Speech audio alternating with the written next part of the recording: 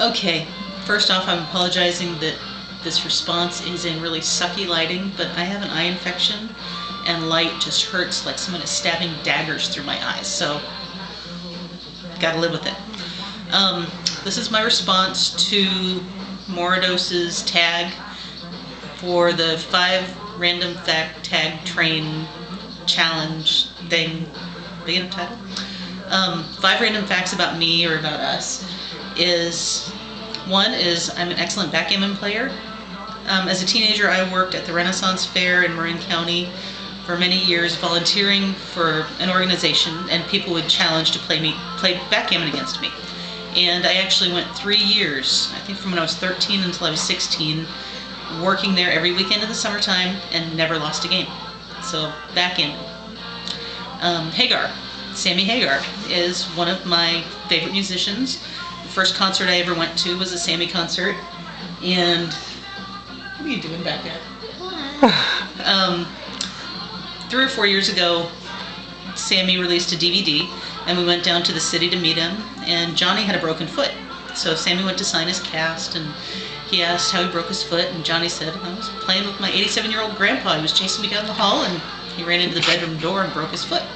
So Sammy said that he wanted to be just like grandpa when he grows up. He's 60 years old now. I think he's grown up, but I don't think he thinks he's grown up. Another random fact, I like mandarin oranges. I eat them almost every day of my life. Mandarin oranges, they keep you healthy. An awful random fact is I like to procrastinate. I wrote out all of my Christmas cards about a month ago. They're all signed. They've got a good picture of the boys in them. And they're still sitting here, and it's January 1st. Do I save them for next year? Do I make a label and put it on the back, say, I suck? They're late, I'm sorry. What do I do? And last random fact about me is I found a poem when my boys were little. It was in a book called The Book of Virtues. And I read it, and I knew it was how I would like to see my boys when they grow up. So when they were each little, I've read this to them many, many times. And seeing how they are at the ages of 13 and 17, I think they've applied most of what's in this poem. Even though Alex is behind the camera making an ugly face at it right now. He knows that he's a good person. So this is how the poem goes, and if you don't want to hear it, you can click the stop button at this point, but I'm going to read it to you anyway. It says, this one ad appeared in the early part of the 20th century. Wanted, a boy that stands straight, sits straight, acts straight, and talks straight. A boy's on the poem part because the battery died in the camera. Because we suck. Because we suck. Anyway, so there's a poem that I've read to my boys since they were little, and I think it represents who they are and who they're becoming. So here you go. It's called Boy Wanted. This one ad appeared in the early part of the 20th century. Wanted, a boy that stands straight, sits straight, acts straight, and talks straight. A boy whose fingernails are not in mourning, whose ears are clean, whose shoes are polished, whose clothes are brushed, and whose hair is combed, and whose teeth are well cared for. A boy who listens carefully when he is spoken to, who asks questions when he does not understand, and a boy who does not ask questions about things that are none of his business. A boy that moves quickly and makes as little noise about it as possible. A boy who whistles in the street but does not whistle when he ought to keep still. A boy who looks cheerful, has a ready smile for everybody, and never sulks. A boy who is polite to every man and respectful to every woman and girl. A boy who does not smoke cigarettes and has no desire to learn how. A boy who is more eager to know how to speak good English than to talk slang. A boy that never bullies other boys nor allows other boys to bully him.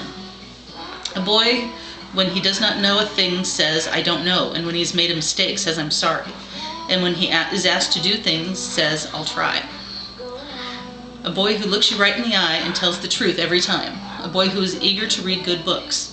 A boy who would rather put in his spare time at the YMCA gymnasium than to gamble for pennies in a back room. A boy who does not want to be smart, nor wise in it. A boy who does not want to be smart, nor in any wise attract attention. A boy who would rather lose his job or be expelled from school than to tell a lie or be a cad. A boy whom other boys like. A boy who is at ease in the company of girls. A boy who is not sorry for himself and being distracted behind the camera here. A boy who is not messing with his mom's mind when she's trying to read a poem. Backup camera. You're done yet? Jeez. A boy who is friendly with his mother and more intimate with her than anyone else. A boy who makes you feel good when he is around. A boy who is not a goody-goody, a prig, or a little Pharisee, but just healthy, happy, and full of life. This boy is wanted everywhere. The family wants him, the school wants him, the office wants him, the boys want him, the girls want him, and all creation wants him. And the author of that is unknown, but it's quoted from the Children's Book of Virtues by William Bennett. So that's who I think my boys are and who they're becoming. I need to tell you who my 5 tags are that are going to be listed right over here. And that would be Jeep Girl 2, Elliot Ness 122, Tube Skanky, Tube Granny, whatever you want to call her, Dreamer 72 Femme, and Jolene Sugarbaker. So go check out their videos when you're finished with this. Thanks. Bye. Bye. Out you out. He's shaking his head. Just say bye. Bye. Bye.